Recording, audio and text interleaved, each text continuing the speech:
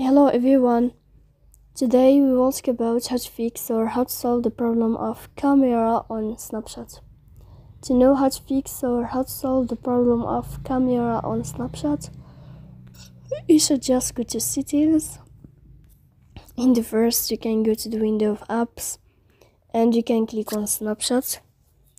Then you can click on first stop and you can click OK. After that, you will enter to the window of storage. Here you can click clear cache.